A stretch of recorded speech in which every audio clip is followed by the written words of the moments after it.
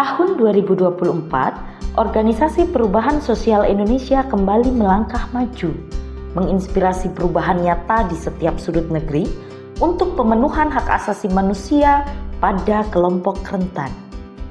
Dengan semangat kolaborasi dan dedikasi, kami berkomitmen untuk menciptakan masa depan yang lebih inklusif, berkeadilan, dan bebas dari kekerasan. Di bulan Januari, OPSI mengembangkan layanan pengaduan kasus kekerasan digital. Layanan aduan ini masih terus berjalan hingga saat ini dan telah menerima sebanyak 144 kasus selama 2024. Selain penanganan kasus, layanan aduan ini juga turut memberikan edukasi dan informasi mengenai hak asasi manusia, literasi hukum, serta kesehatan seksual dan reproduksi. Di Februari, OPSI telah memproduksi sebanyak 58 media kampanye yang bisa diakses di seluruh platform media sosial. Bulan Maret, OPSI melibatkan sebanyak lebih dari 50 pekerja seks untuk berdiskusi mengenai beberapa topik seperti hukum, kekerasan berbasis gender, kekerasan seksual dan reproduksi, serta menjaring informasi mengenai kebutuhan, mengidentifikasi masalah dan tantangan yang dihadapi oleh pekerja seks. Berangkat dari diskusi ini, OPSI telah menjaring 9 kebijakan daerah yang dinilai diskriminatif khususnya terhadap perempuan. Di bulan April, OPSI melibatkan sebanyak 140 orang yang terdiri dari kementerian, lembaga negara non-kementerian, lembaga UN, organisasi masyarakat sipil, dan organisasi berbasis komunitas untuk memperoleh informasi terkait kebijakan-kebijakan yang dinilai diskriminatif sebagai landasan menyampaikan hasil analisis dan rekomendasi bersama kepada pemerintah daerah melalui Kementerian Dalam Negeri. Pada bulan Mei, OPSI juga kembali meningkatkan kapasitas sebanyak 51 orang yang mewakili 21 provinsi terdiri dari 42 kota kabupaten di Indonesia.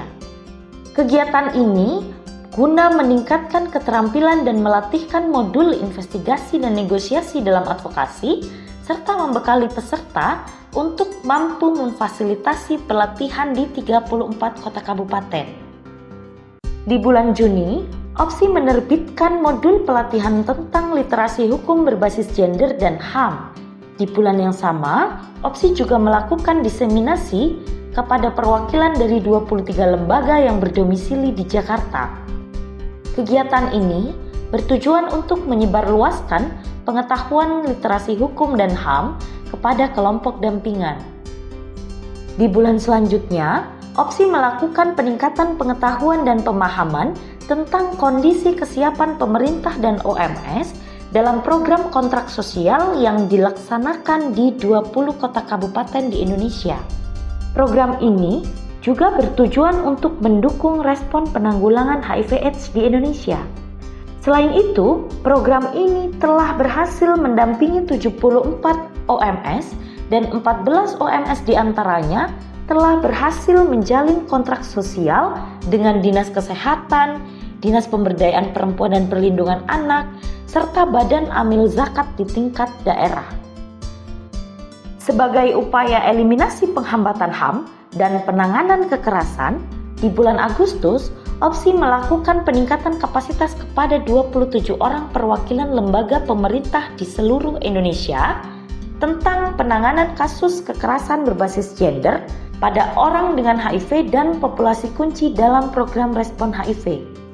Selain peningkatan kapasitas, di bulan September, OPSI mengundang para ahli hukum yang memiliki keahlian di bidang hukum pidana, hukum perdata, dan hak asasi manusia guna membangun jaringan kerjasama dengan para ahli hukum yang berkompeten dalam isu-isu kelompok rentan, terutama pekerja seks, serta mendapatkan dukungan hukum dalam berbagai upaya advokasi.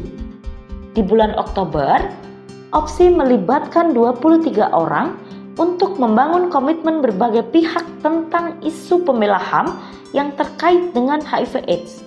OPSI menyadari pembela HAM juga memiliki kerentanan yang sama dengan korban pelanggaran HAM, sehingga diperlukan langkah-langkah perlindungan hukum yang harus diterapkan, serta pengakuan oleh lembaga-lembaga terkait dalam memberikan akses keamanan.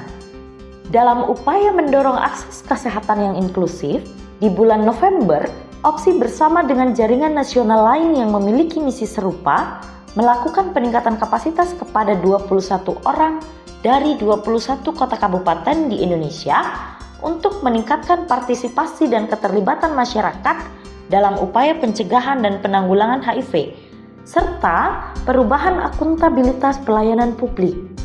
Hasilnya, di bulan Desember, OPSI telah menjaring sebanyak 88 orang untuk terlibat pengisian survei partisipasi komunitas dalam perubahan akuntabilitas pelayanan publik. Sehingga, kelompok rentan dapat mengunjungi layanan kesehatan tanpa takut mendapat stigma dan diskriminasi, serta mendapatkan pelayanan yang sesuai. Namun, perjalanan kami tak henti di sini. Setiap tahun, setiap hari, kami terus berupaya lebih keras. Karena perubahan sosial bukan hanya tanggung jawab satu pihak, tetapi kita semua. Dari setiap langkah kecil, kami percaya kita dapat menciptakan dampak yang besar. Mari kita lanjutkan perjalanan ini bersama-sama. Terima kasih atas dukungannya di tahun 2024. Kita ada karena kita berjuang.